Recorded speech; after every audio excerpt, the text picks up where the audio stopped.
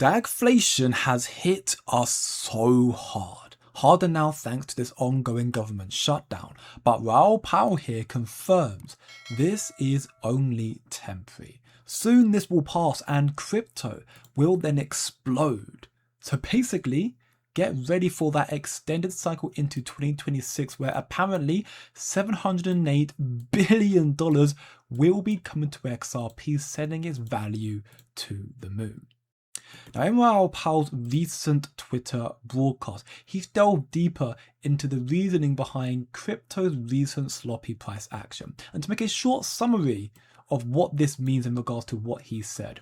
The old liquidity source, which is the reverse repo, it has been drained dry, so that no more money can come into the economy. And the new liquidity source, being the Treasury General Account, or the TGA here, it's been halted from injecting their capital into the economy thanks to this ongoing government shutdown.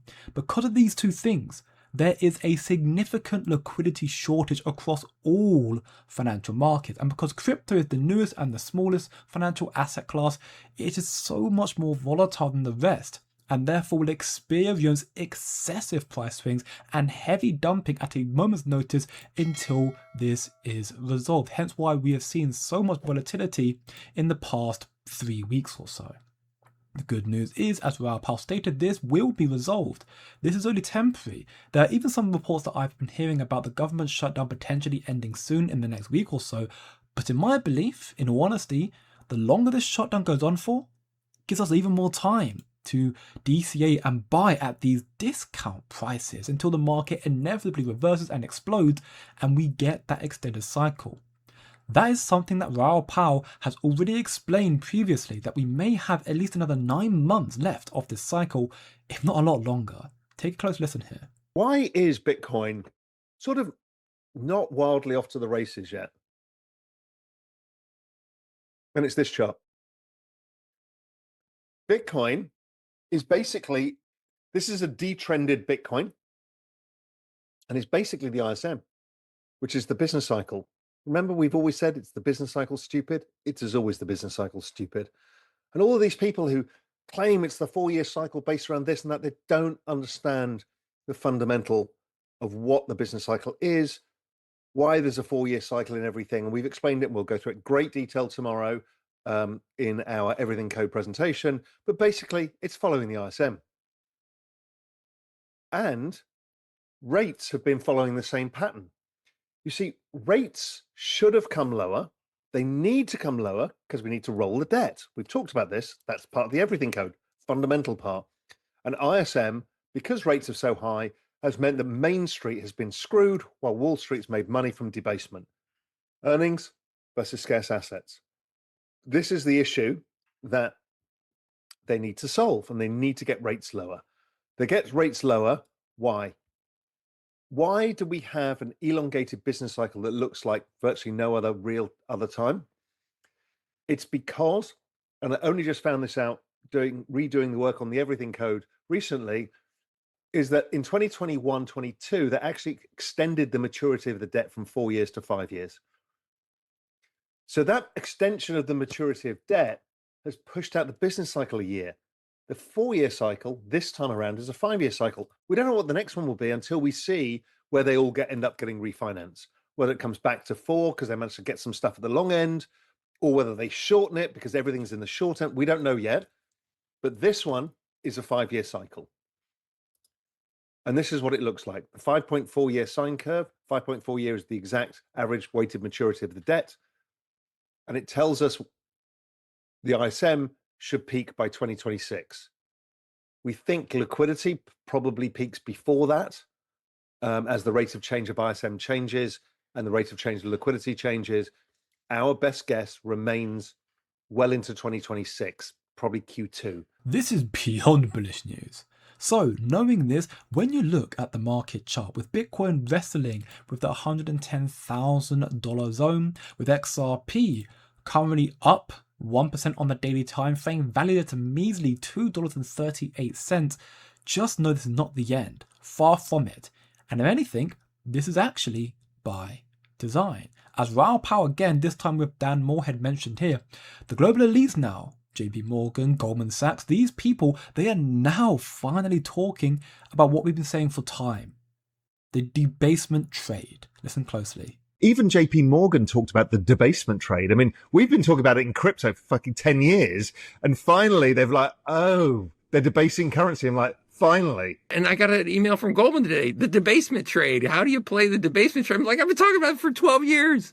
And so, yes, we were there early, but let them get the glory. You know, they're all talking about it now. The dollar is losing its pegging as the world reserve currency. The debasement's happening, and therefore a trap is being laid for those who are just not informed. If you haven't been listening and you have not been doing any research, you'll be caught up. But if you've been doing that research, you will hear the future of the financial markets is with tokenization. It is with crypto. That is again why crypto, XRP, Bitcoin, all this asset class is going to go so much higher. All we're seeing right now are back-to-back shakeouts. That's proven here, for example. The Clarity Act, the market structure bill, is progressing very nicely now again, apparently. This will also be another catalyst for institutional adoption into crypto. And the longer this takes as well, guess what? The longer the cycle will happen as well, because institutions want clarity to start pumping their trillions of dollars of capital into the markets. They don't want to happen beforehand. They want it after the Clarity Act. The longer it takes, the longer until they start pumping it in. And as CEO of Coinbase, Brian Armstrong, mentions here, the Clarity Act's about to pass. He believes we're about 90% of the way there and should have it on Trump's desk before Thanksgiving. Take a listen. Yeah, well, we had great meetings with the Democrats in the Senate and on the Republican side today. And the good news is that there is strong bipartisan support and will to get this market structure legislation done. It's important for America, and the 50 million Americans who've used crypto want to see it get done. And so one date we heard floated was, let's try to get this markup done before Thanksgiving. I think that there's 90% of the issues are already aligned on and agreed, and there's draft text going back and forth, a lot of great cross-functional collaboration happening. That last 10% are the remaining issues, and everyone committed to get in the room together and work it out, and hopefully we'll see some draft text or get it out of committee by Thanksgiving. It's also really important to note the fact they're trying desperately to accelerate the proceedings of this crypto legislative bill when there is an ongoing government shutdown. That is proof of their beliefs. Where the future lies, it relies with crypto. They want to get ahead of the game. And better still, the Clarity Act. Remember, XRP has been given legal regulatory clarity. It's been deemed as not a security by the United States courts. The passing of the Clarity Act will benefit XRP the most out of any other asset in this space. Hence why $708 billion is coming to XRP. That's not speculation, that's maths.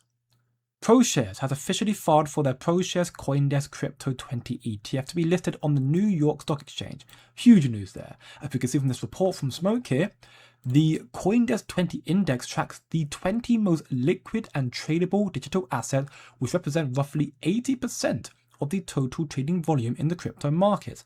And XRP right now represents 17.7% of this fund and will soon be on the New York Stock Exchange. Huge stuff there. Well, let's do some maths then, shall we? Let's just undershoot it as well to make it a lot more easier, or the worst case, right? The crypto market is currently at a $3.7 trillion market cap. Let's just say it only reaches $5 trillion, which would probably be 150, 140k Bitcoin. That's not high at all. Let's say $5 trillion market cap is the peak this cycle. 80% of that is $4 trillion. 17.7% of that is roughly $708 billion. That is why, bare minimum, XRP will see $708 billion coming to it this cycle. We are still early. It's all by design what's happening right now. Don't get shaken out. You need to know how to not fall behind in this rapidly evolving marketplace. So in that regard, to find out more, stay more locked in, check out the VIP here, wop.com/coinfactory. We have so much other documentation in there, getting ahead of the retail market, learning what the smart money are saying to their clients behind the closed doors, educational courses, trade alerts, and weekly live streams and so much more. Check it all out for a 7-day free trial as well. Links down below in the description. And remember, as always, don't look short term, think long term, and I'll see you in the next one.